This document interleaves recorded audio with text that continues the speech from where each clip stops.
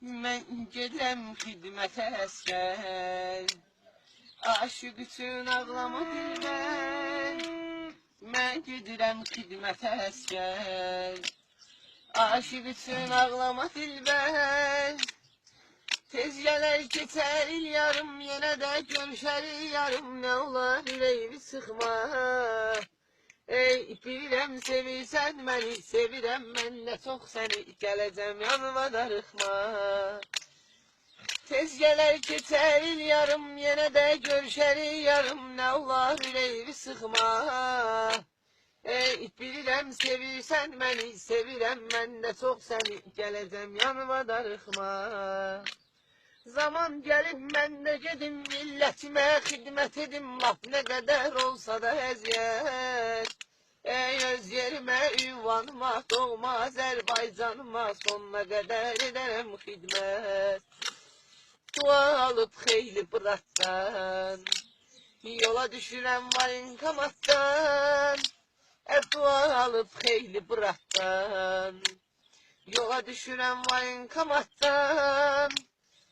Ay bırat bəsli ağlama, mənim ürəyimi dağlama. Qayıdıb tez gələrəm mən, ey neçəsi getdi gəlmədi, məndəsə kəlmə gəlmədi. Gedirəm söz gələsəm mən, ey çoxları getdi gəlmədi, məndəsə kəlmə gəlmədi. Gedirəm söz gələsəm mən.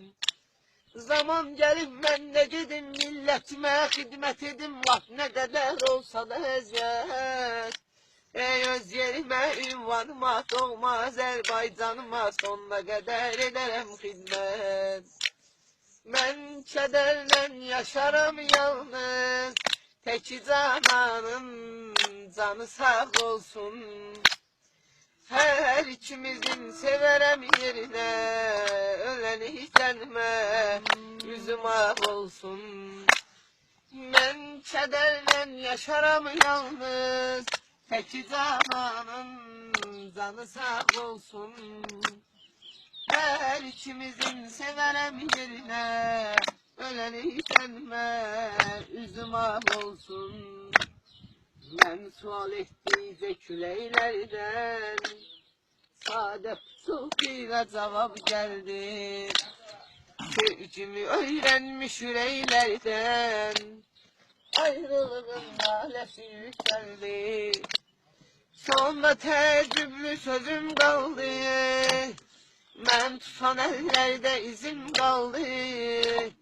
Sonda təəccüblü sözüm qaldı, görəsən qayıdıb gələcəksənmi? Mən kədərlə yaşaram yalnız, təki cananın canı sağ olsun. Hər ikimizin sevərəm yerinə, öləni sənmə, üzüm ağ olsun. Sən teşk olsun.